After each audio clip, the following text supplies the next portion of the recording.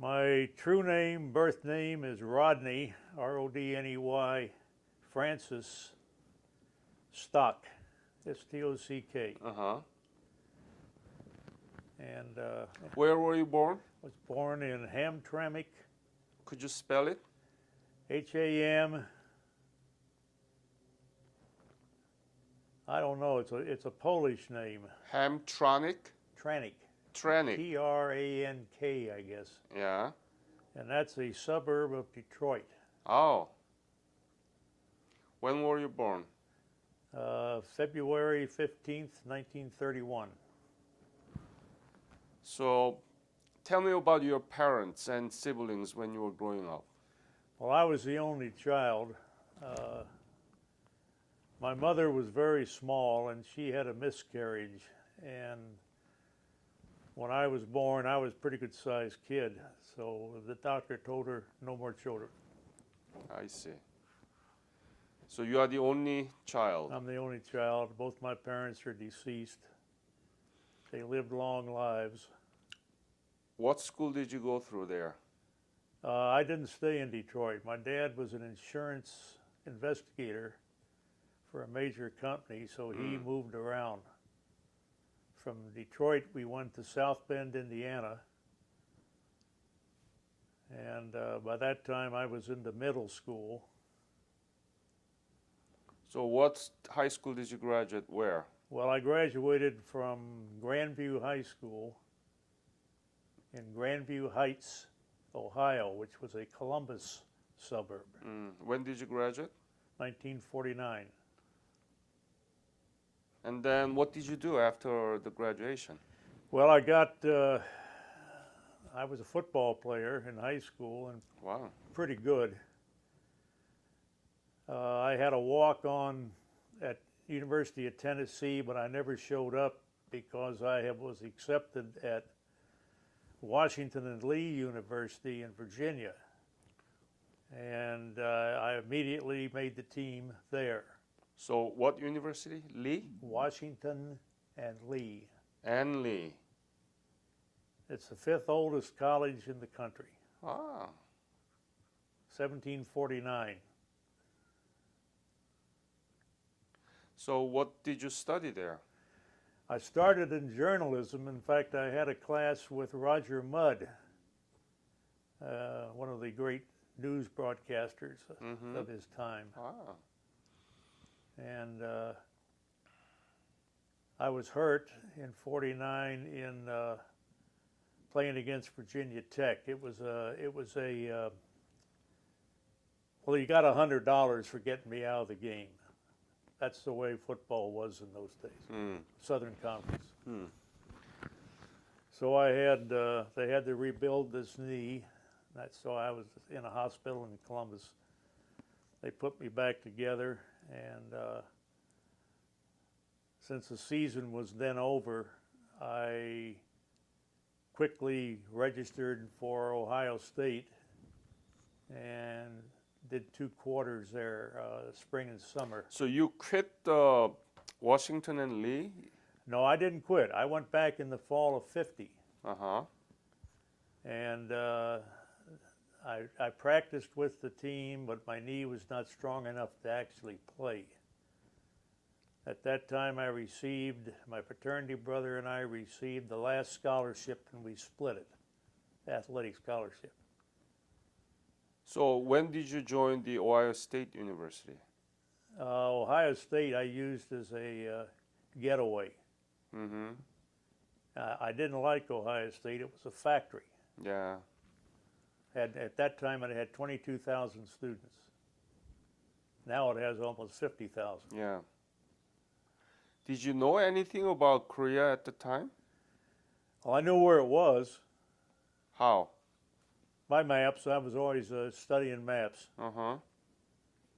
The radio on in my car, and I had just come from class and was going back to my parents' house and in Grandview Heights, and they interrupted the station to say that the North Koreans had crossed the border and were attacking the South Korean army. And I thought to myself, oh boy, I'm going to be in it. You know that? I knew that. So were you drafted? I was drafted. When was it? This is sort of a funny story. I'm spinning my wheels, waiting for it to be called and get it over with. And they kept prolonging me and prolonging me. So I went down to the draft board in Franklin County, Ohio, and asked them why I hadn't been called, because you notified me almost 6 months ago. Why did you have to make a visit to make yourself drafted soon? Well, I just wanted to get it going. I had things I wanted to do with my life, and I didn't want to sit around and wait for them to.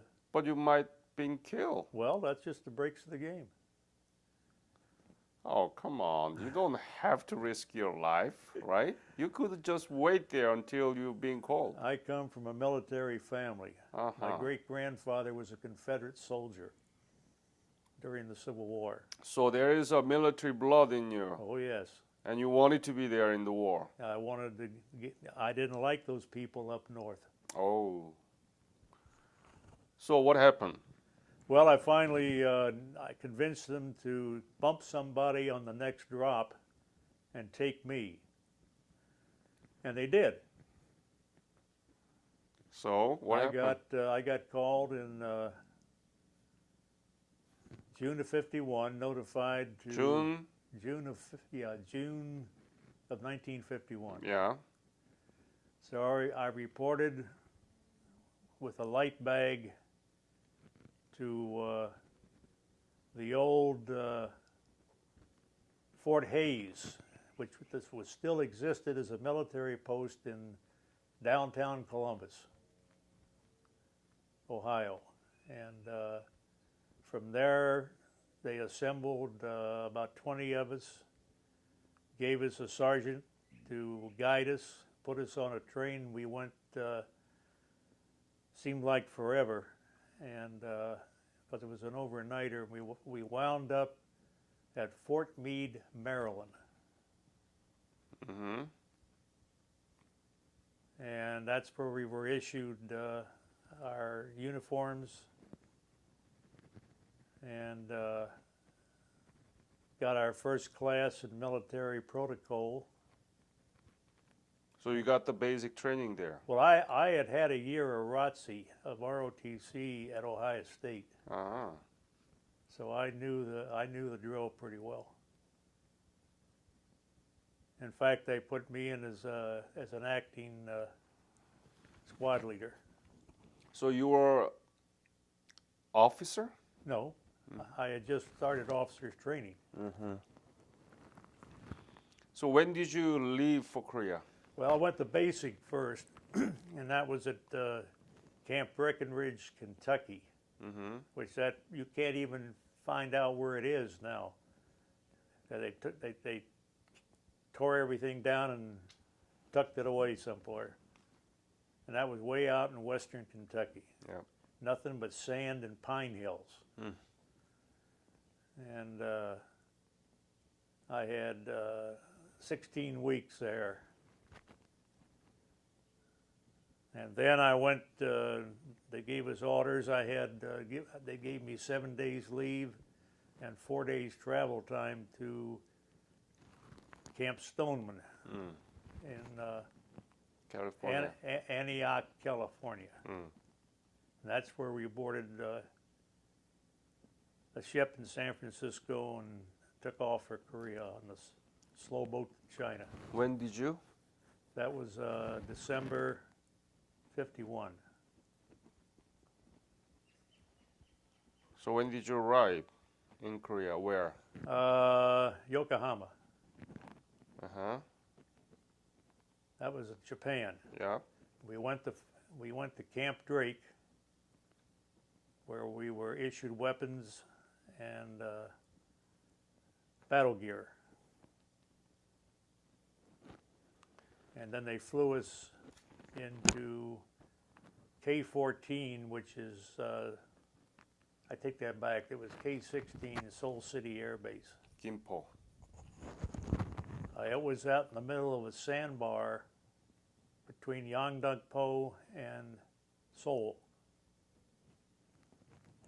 And the only thing that how you could get across the river into Seoul was on a pontoon bridge, because all three railroad bridges and the main bridge had been blown. Did you arrive in Korea in 1951 or 52? It was probably January of 52, somewhere in there, just after the first of the year. So what was your main mission? What was your specialty? Believe it or not, I was a cook. Oh, And I didn't want to be a cook. I got sort of shanghaied on that. mm-hmm. And so they had so many cooks over there that they didn't need us. So we traveled up and down on the railroad and by airplane down to Busan, or Busan as they call it now, and then came back up on rails through all the places where they had units that I was supposed to go to. What was your mission? What was your specialty? You didn't like cook, so what did you do? Well, when I finally got to a battalion who was overloaded with cooks, they took my two friends that I'd gone to basic with, and the personnel sergeant asked me, he says, "What else can you do?" I said, I can do field wire, telephone work, I can run a switchboard." And I said, "And I'm a darn good courier if you need somebody to take messages back and Yeah. forth." Well, I became all three. Right. I ran the battalion switchboard. There were 4 of us that ran it in shifts. I got 1 day off, and then I used to go do wire work in the field. Mm. We had lines going to a quarry on the other side of the radar mountain. The air base, Kimpo, was on the east side of the hill, and the quarry was on the west side. And we had double lines going to both places, and somebody was always cutting them. Now, in 52, the fighting had pretty much stabilized, and the North Koreans were being sent down across the Han River estuary, and at times you could wade across. It was that shallow. And so we had to go out and hunt those people down, because we were basically attached to the 5th Air Force, but we were all Army personnel, because at that time the Air Force was so new that they had no security people, no air police, and they had no heavy weapons except what was on the planes. So we were their protectors, so to speak. So you were in around the K-14 area, right? Yes, Yeongdeung-po. Yeongdeung-po. And were there danger there? That the North Korean snipers or any skirmish? I was fired at while up about 18 feet on one of the few telephone poles still standing. We were out trying to, in the rice paddy section, and actually there were some very nice farms out there. Some of those buildings were 400 or 500 years old, those farmhouses. But mostly it was completely destroyed, right? So how was it, the Yeongdeung-po area? They had really not done much out there. The houses, some of those houses were still standing in good shape. Oh, how about the people? Were they in good shape, or how was it? Pretty much. The farmers, they kind of let the farmers alone. After all, the North Koreans lived on rice. And I was up this pole, and I had my 2 helpers down with the wire truck. We had a 30 caliber machine gun on the truck, but they heard a shot. I didn't hear it, but all of a sudden I felt real funny, and I looked. I thought a bee had gotten me, or a wasp or something, and I looked down and I'm bleeding. Oh, you were wounded. Yeah, I'm wounded, When but was I wasn't hit with a bullet. What is it? The sniper missed me, hit the pole, and blew about a 4-inch piece of wood off, Uh-huh. and it stuck in me. Oh, okay. So was it wounded? It's regarded as a combat wound, right? It should have been, but it wasn't. Oh. They had a young kid working the dispensary at battalion, and he wouldn't put me on the morning report as a wounded soldier, so I never got a Purple Heart. Gee. Where was it? Right It leg? was just my upper, Oh, okay. right there. It caused me trouble later. So that was too bad, right? He didn't. Well, it didn't. I recovered real quick. I was a lot bigger than I am now. And that was the only occasion that you were That was almost the shot? only time I was technically wounded. We didn't see much in the way of combat. We were always in combat areas. That's why they were giving us every month. We had to go 12 months, then we'd go home because we were combat support. What was the most difficult thing during your service in Korea? What made you really sick and tired of it, or afraid, or hate it? No, I don't think I was ever hated. I had fights with a couple of the guys that didn't like me because I was a college. No, I'm not kid. saying that you are hated by somebody else, but what did you hate most during your service? What was the most difficult thing? I really don't think I had any. I think the most difficult thing was riding what they called the USAC Express for 8th Army Express between Yangdong-po and Busan. You mean the train? The train. Why was it difficult? Well, the train was armored. Right, We had gun cars at both ends, right. and the train got shot up. Every time we went through Daegu and the tunnels down there, the train would get grenaded or shot up. So that's why they were armored. I slept on the floor below the windows.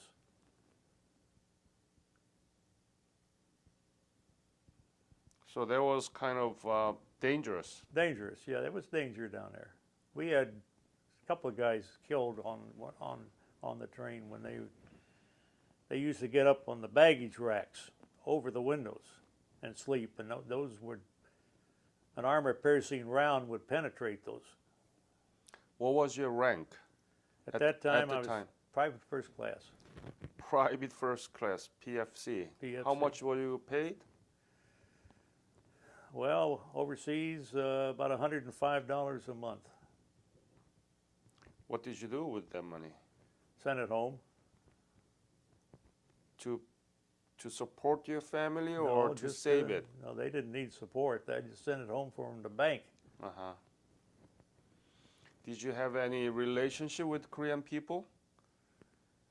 Working? Yeah, we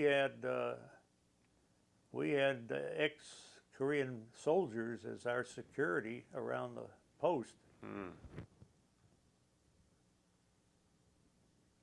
We had an armorer that worked with the armorer on cleaning and issuing weapons. He was a former sergeant, Korean sergeant.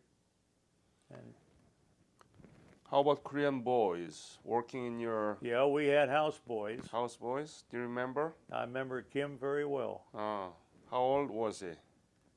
Probably 14 or 15. Did you like him? Yes. I think he liked me. Uh-huh. How was he? He was a good houseboy. He did a lot of extra stuff. We took care of him. What do you mean by extra stuff? Oh, he shined our shoes and our boots, which really never needed. They were dirty within an hour or two, but gave him something to do. He was there. Sometimes he even slept in the tent. We gave him a bed, but he had pretty close knit family, so he usually went home. So, did you try some Korean food? Oh yeah, What do you like? kimchi. Do you really like kimchi? Yes. It's strong smell, Yeah, but you like it? I like horseradish and Oh. cabbage and stuff like that. Ah, And I drank a little soju. Some of that soju was burned with a blue flame. yeah, that's right. Yeah. Did you go around the country? Did you have time? I saw quite a bit of South Korea. Tell me about the scene that you saw at the time. And have you been back to Korea? Well, I went a second time in the military. When did you go? I was kind of bored with college when I got back. After all, you know, you've seen combat, and I didn't have any PTSD or anything like that. I do still have a few bad dreams once in a while. But this is later. This is when I was on the DMZ. That was dangerous. When did you go back to Korea? I went back in the Army. I'd been in the reserve. I was a sergeant by that time. And they sent me down to Fort Hood for maneuvers. Good old Fort Hood, Texas. Hellhole. It's bad. And after 90 days, I had the opportunity to either get out or go regular Army. So I went regular Army. And on a 3-year enlistment. When was it? I'm trying to think. It was, I went back on active duty December 54. So we got done with those maneuvers, and I re-upped, got one of the first bonuses they issued. I got a whole $500 for re-enlisting, and got a 30-day leave, and that would have put me into April of 55. And I was slated to go to the Philippines as what they call PMAG, and that would have been an instructor to the Philippine Army in armor communications, which is what my specialty was by that time. And then when I got to Fort Lewis, Washington, they said, well, you haven't been overseas in 18 months, so you're going to Korea. We're short NCOs over there. So they flew us over.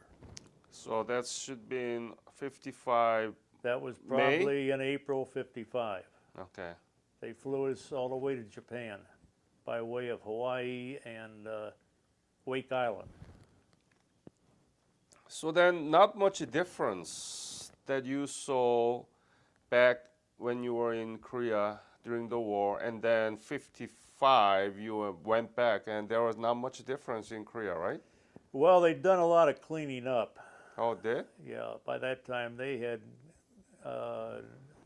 torn down some bombed buildings in Seoul and cleaned up the streets a little better. But I went to the 24th Division was back online, as we called it. And the 34th Regiment was at Freedom Bridgehead and 11 miles to the east of the Imjin Gang. And that's where I went. I went to Freedom Bridgehead and took over the 3rd Platoon of the Tank Company. 3rd Platoon? 3rd Platoon of our medium tank company assigned to the regiment. So what was your mission? Mainly to be ready to go to our positions above the DMZ and repel anybody who came across. So it must be very dangerous. Actually, it was more dangerous than before you Oh, yes. were in Yeongdeungpo, right? That's right. Tell me about it. What kind of danger, or what did you Well, encounter? we're an understrength regiment, and we're facing a whole Chinese division across from us. So there was still Chinese soldiers in Oh, yes, we 55. still had Chinese soldiers over there. Where do you live now? I live right up north of here in a little town called Fernley, Nevada. Mm. I've been out here 51 years, and I was on the Reno PD for 20 years I was assistant chief of detectives when I retired. So what do you think about your service? What is the legacy of the Korean War and the Korean War veterans? It's mostly forgotten Why is that? because it was a political war, and I just don't think this country wants to bring it out again. It's embarrassing to a lot of people that are still alive, what went on over there. Why doesn't this country to bring that out? I have no idea, but it was badly handled. That's one of the reasons Truman got rid of MacArthur, General MacArthur. He was an egotist. He did not listen to his intelligence people. He claimed the Chinese wouldn't dare cross the line. Hell, the Chinese were already here, had been here for 5 months. Yeah. That's just what happens when your ego gets the better of you. I agree. What is the legacy of Korean War veterans? Carry on. Advise as many of the kids today in school that we had a war, that the Americans, nobody came unless you had a family. Are you working on Tell America program? No. But you've been visiting high schools? One of the things that bothers me is they have rewritten all the history books, and the Korean War is about one little paragraph. It's an incidental situation. They don't realize we lost over 50,000 men over there. I lost 2 high school friends over there. Do you know of any history teacher in high school here around and might be interested in learning more about what we are doing, my foundation is doing? Not anymore. Oh. I'm sort of out of touch now, and that's the way I want it because I had such an interesting life. And let's just say that there were times when I lived right on the edge. Do you have any grandchildren or great-grandchildren in the have. age of high school or college? I have 1 granddaughter in college right now. Any other story that you want to leave to this interview? Well, I would say this. I rather liked the Korean people when I was there. Some of those farmers were funny. Mm. They told jokes. They enjoy a good laugh. I have one of their pipes so long, and they'd stick a cigarette down here in the bowl, Yeah. and smoke it that way. I brought one home with me. Did you take pictures? Yes. Do you have some pictures with you? No, not with me. And what I'm doing right now is I sorted through them, and I'm giving them slowly as I find some scenes of the Korean landscape. Thank you for your interview. Okay.